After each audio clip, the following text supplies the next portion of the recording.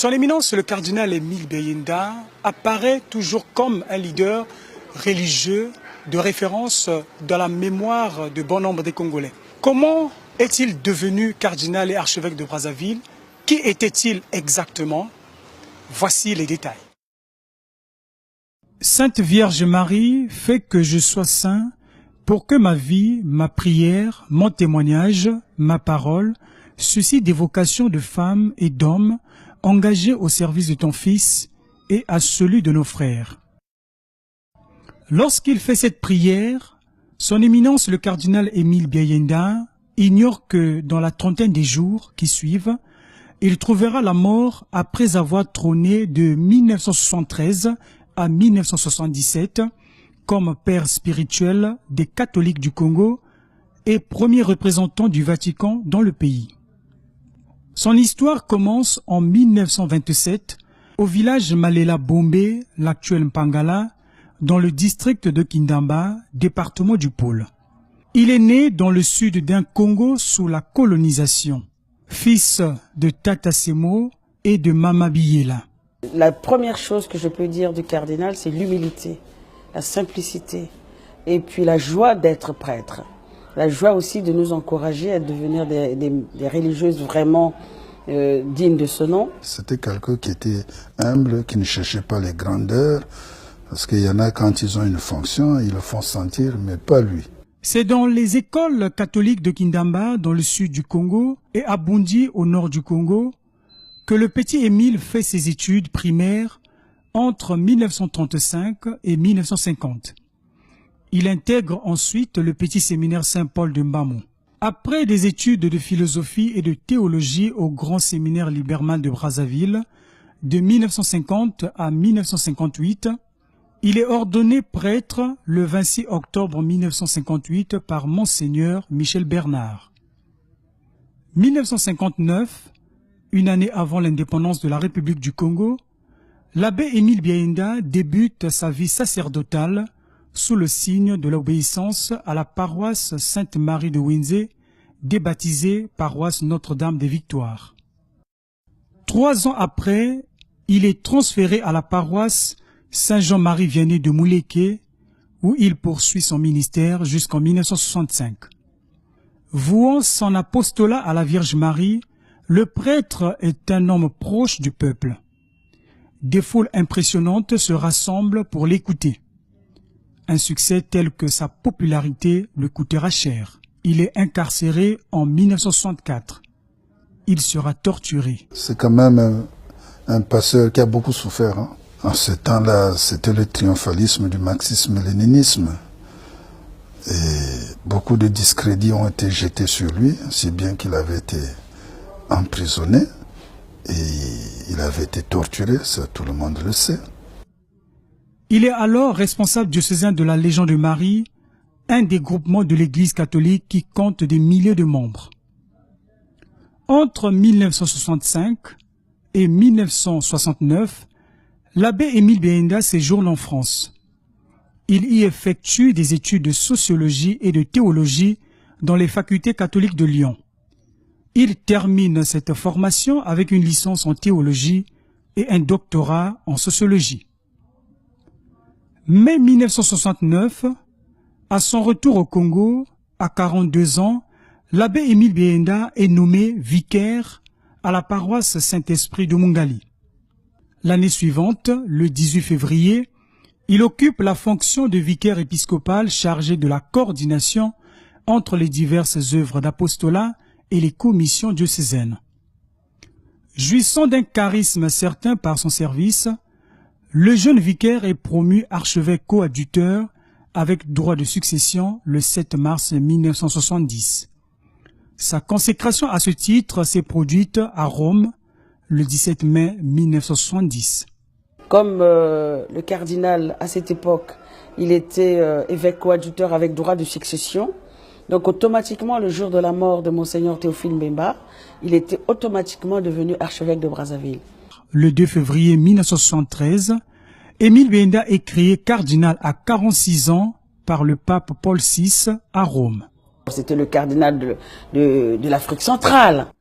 Pour mieux orienter ses prédications, Son éminence, le cardinal Émile Biaenda, en tant que prince d'église, était à l'écoute des politiques. Malgré le parti marxiste-léniniste qui dirigeait le pays, le cardinal congolais dialoguait de temps en temps avec le chef de l'État, Marien Ngouabi. Quand le président sollicite un rendez-vous, le cardinal s'y rend. Lui, il aimait tout le monde. C'est un pasteur, donc sa maison était ouverte à tout le monde. Étant quand même cardinal de l'Afrique centrale, et vous voyez quand même qu'il y a une relation entre le Vatican et le monde entier, donc automatiquement, étant le père spirituel d'une nation, c'est tout à fait normal qu'ils soient des prêtres, chefs de l'État ou quoi, qu'ils le sollicitent, qu'ils soient en relation d'amour, de paix avec eux.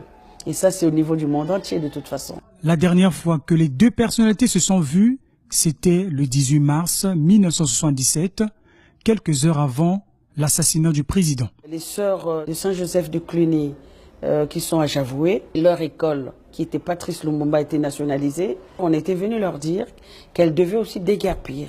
Les religieuses sont allées voir le cardinal, qu'on voulait les faire sortir. 3 religieuses, Monseigneur Badila et le cardinal lui-même, ils sont partis voir le chef de l'État. Et après cet entretien, le président leur avait dit que les sœurs resteraient là où elles sont, qu'il n'y avait pas l'intention de les faire déguerpir de là où elles étaient. Donc vraiment, c'était dans la joie et la paix qu'ils ont quitté le président, Marien Ngouabi. Quelques heures après, le président a été assassiné. Le dernier message, après la mort du président Marien Ngouabi, il avait écrit à tous les chrétiens, à tous les croyants, du nord, du sud, de l'est et de l'ouest, nous voulons un climat de paix. Exactement 4 jours après la mort du chef d'État, le 22 mars 1977 à 17h, le cardinal Émile Biaenda est enlevé à la cathédrale Sacré-Cœur de Brazzaville par des hommes en uniforme. À tous nos frères croyants du nord, du centre et du sud, nous demandons beaucoup de calme, de fraternité et de confiance en Dieu, Père de toute race et de toute tribu, afin qu'aucun geste déraisonnable ne puisse compromettre un climat de paix que nous souhaitons tous. C'est le message que laisse le cardinal à l'abbé Louis Badila lorsqu'il est emmené. Du 18 mars, où le président était assassiné, au 22, il y avait maintenant un bruit qui circulait. Vraiment, il y aura peut-être quelque chose de fâcheux qui arriverait au cardinal, parce qu'ils étaient avec les sœurs les derniers à aller voir le président. Il va être pris, on va l'amener, c'est tout ce qu'on savait. Mais personne ne pouvait penser qu'on allait arriver à un tel désastre ou un tel drame. Il y avait des gens qui allaient lui dire de quitter le pays, il y avait des religieux qui allaient lui dire de quitter le pays, etc. Mais le cardinal avait dit non, moi je ne peux pas quitter le pays, j'y suis, j'y reste.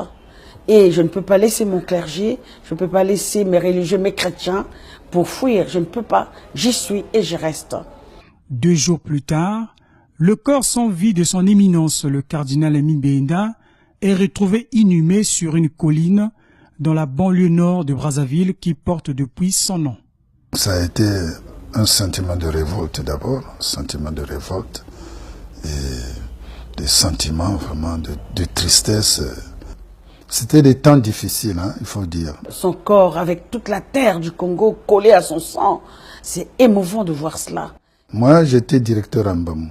J'avais accompagné les séminaristes qui étaient venus en vacances ici à Brazzaville. Cette nouvelle nous parvient. Évidemment, c'est une nouvelle qui nous a déchiré le cœur. C'est moi qui m'occupais du linge sacré du cardinal, parce que nous étions formés, nous, par les filles de la charité de Saint-Vincent de Paul, que le cardinal avait fait venir pour notre éducation spirituelle. Vous pouvez imaginer, étant jeune religieuse, ce que nous avons ressenti. Je suis venu ici à l'archevêché. Et on était là devant la stèle de Monseigneur Ogouar, on faisait des réflexions avec les abbés Viendou. Vraiment, on dit, mais on n'en revenait pas, mais qu'est-ce qui s'est passé pour qu'un prêtre comme ça, un prélat, qui a tout un monde derrière lui, puisse être saisi comme ça et puis être tué. Donc on avait perdu non seulement un père, je peux dire le seul cardinal de l'Afrique centrale, un cardinal, un papa, enfin tout ce que vous pouvez décrire. Donc on était vraiment, vraiment bouleversés. Un leader religieux proche de la jeunesse, Émile Biaenda suscitera de nombreuses vocations. Des associations et mouvements chrétiens d'apostolat ont vu le jour pour pressurer la mémoire de l'homme d'église. Que nous avons vu que le cardinal n'est pas mort seulement comme ça sur son lit, mais assassiné, mais en apportant avec lui son sang uni au sang de la terre congolaise.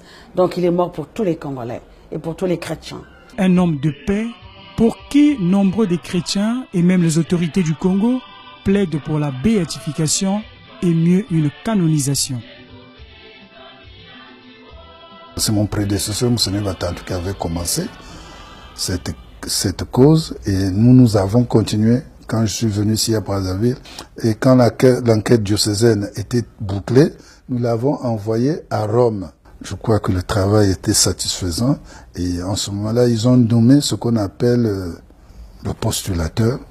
Donc avec la béatification, c'est le renforcement de la paix, le renforcement de l'amour entre nous et l'unité. Et puis aussi, ça cadrera avec notre devise. Unité, travail, progrès. Régulièrement, des séances de prière, des pèlerinages sont organisés sur la désormais célèbre montagne Émile Béinda à Diri. Depuis une décennie, nombreux sont les chrétiens qui se rendent sur cette montagne pour prier et chercher la face de Dieu. Il sied pour les chrétiens de revivre cette montée avec le Christ et en pensant évidemment à ce que le cardinal a vécu. Hommes, femmes, enfants, tout âge confondu, parcourent donc les 15 stations de croix érigées sur le flanc de la montagne qui mènent jusqu'à l'endroit où la dépouille du cardinal fut retrouvée. On espère qu'il soit béatifié, canonisé, parce qu'il est mort pour l'amour de Dieu et pour l'amour du prochain. Donc ça a une récompense dans le ciel comme sur la terre. C'est ici, dans la chapelle de la cathédrale Sacré-Cœur de l'archidiocèse de Brazzaville, que repose son éminence, le cardinal Émile Béinda. Lors de sa visite dans la capitale congolaise, en février 2017, le secrétaire d'État du Vatican, Pietro Parolin, s'est incliné devant la tombe de l'illustre prince d'église. En hommage à l'homme, le grand séminaire de Liberman de Brazzaville à Kinsundi a été débaptisé Grand Séminaire Émile Béinda, là où il a lui-même suivi, dans les années 50, la formation qui débouchera sur son ordination en tant que prêtre en 1958.